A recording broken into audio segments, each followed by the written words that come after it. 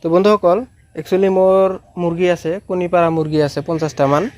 তো আজি বাহিৰত উলিয়াই দিছোঁ, মানে বাহিৰত দি দিছোঁ। বাহিৰত দিলে মানে কণীৰ প্ৰডাকশ্যন ভাল হয় আৰু কণী বেছি আহে। তো কণী পাৰছে ইয়াতে, আজি এইকেইটা পাৰছে, মানে এই মজিয়াদি পাৰি থয় আৰু এইবিলাকেদি ক্ৰেটৰ মাজত পাৰি থয়, কিন্তু আমি চব একগোট কৰি থৈছোঁ। কণীবিলাক ইয়াতে ৰাখি দিছোঁ চবকেইটা, মানে নহ'লে মানে ভাঙি পেলাই, সেইকাৰণে ইয়াতে ৰাখি দিছোঁ। কিন্তু এই সময়ত যদি আমি পোৱালি উঠাওঁ ফাৰ্মত, তেতিয়াহ'লে লাভৱান হ'ব পাৰিম নে নাই সেই বিষয়ে আজি জনাম। চব মুৰ্গী বাহিৰত আহিছে, বাহিৰত ওলাই দিছোঁ, ইফালে ধুনীয়াকৈ খেলি আছে। তো বন্ধুসকল একচুৱেলি এই সময়ত মুৰ্গী পালিলে, এইবাৰ পালন কৰিলে একচুৱেলি লাভৱান হ'ব পাৰিম। কাৰণ চাওক, বাহিৰৰ পৰা মুৰ্গী নাহে, ব্ৰইলাৰৰ দামো বহুত। এইবাৰ মাছ কম আছে, তাৰমানে মাছেই নাই এইবাৰ, যিহেতু বৰষুণ কম হৈছে, তো মাছ নাই, মাছৰ দাম বেছি, সেইকাৰণে মুৰ্গীৰ দামো থাকি যাব। আৰু বিশেষকৈ মানে ৱেষ্ট বেংগলৰ পৰা যিবিলাক মুৰ্গী আহিছিল আমাৰ ফালে অসমত, সেই মুৰ্গীবিলাক এতিয়া নাহে বা গেট বন্ধ কৰি দিছে। তো সেই হিচাপে মুৰ্গীৰ দাম কিন্তু বৰ্তমানত 350কৈ আছে।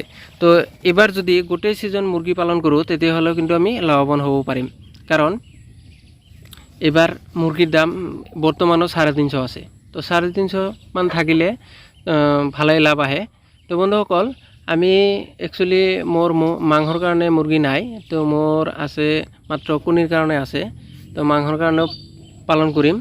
তো বন্ধুসকল আপোনালোকে যদি ভাবে যে মুৰ্গী পালন কৰিম, মানে এতিয়া আৰু পালন নকৰোঁ, তেতিয়াহ'লে সেইটো নহয়। মুৰ্গী একচুৱেলি বিজনেছ কৰিলে সদায় আমি কৰিয়ে থাকিব লাগিব, কাৰণ ৰানিং থাকিব লাগিব বিজনেছ। আৰু এইবাৰ যিহেতু দাম আছে, তো বাদ দিয়াৰ কোনো প্ৰশ্নই নাহে। মানে কিছুমানে ভাবে হয়তো যে ঠাণ্ডাৰ সময় আহি আছে, তো এতিয়া বন্ধ ৰাখোঁ, আকৌ জানুৱাৰীৰ পৰা ষ্টাৰ্ট কৰিম, কিন্তু একচুৱেলি সেইটো নহয়। মুৰ্গী বৰ্তমান পালন কৰিলেও লাভ আহিব, কাৰণ 350 টকা আছে কেজি পাৰ কেজি। তো মুৰ্গীৰ দাম এইবাৰ কমি নাযায়, আৰু অন্যান্যবাৰ হয়তো কমি যায় ঠাণ্ডাৰ দিনত। তো এইবাৰ কিন্তু দাম নকমে, মানে কমাৰ কোনো চান্সেই নাই। কাৰণ বাহিৰৰ মুৰ্গী নাহিলে আমাৰ অসমত মুৰ্গীৰ দাম থাকিবই, যিহেতু ব্ৰইলাৰৰ দামো বহুত, 200 টকা কেজি, মাছৰ দামো বহুত, মাছো নাই। সেই হিচাপে মুৰ্গী পালন কৰিলে আমি লাভৱান হ'ব পাৰিম। সেই হিচাপে বন্ধুসকল আপোনালোকে যদি এতিয়াও পোৱালি লৈ মানে মাংসৰ কাৰণে মুৰ্গী পালন কৰে, তেতিয়াহ'লেও লাভৱান হ'ব পাৰিব। কাৰণ এতিয়া বেমাৰ আজাৰো কম হয়, যিহেতু গৰমৰ সময়। চাওক, ৰিস্ক কম, বহুত কম। সেই হিচাপে এতিয়া পালন কৰিলে কিন্তু বহুত লাভালাভ আহিব। তো বন্ধুসকল আপোনালোকে যদি মুৰ্গী পালন কৰিব খোজে, তেতিয়াহ'লে যদি পোৱালি ল'ব খোজে, তেতিয়াহ'লে আমাৰ পৰাও ল'ব পাৰে, বা ওচৰে পাজৰৰ পৰা লৈ আপোনালোকে পালন কৰা ষ্টাৰ্ট কৰিব পাৰে। আৰু কোনো ধৰণৰ যদি হেল্প লাগে আপোনালোকে কল কৰিব, মই ডেছক্ৰিপশ্যনত নাম্বাৰ দি দিম। তো যদি হেল্প লাগে তেতিয়াহ'লে আপোনালোকে পাব, তো যোগাযোগ কৰিব পাৰে।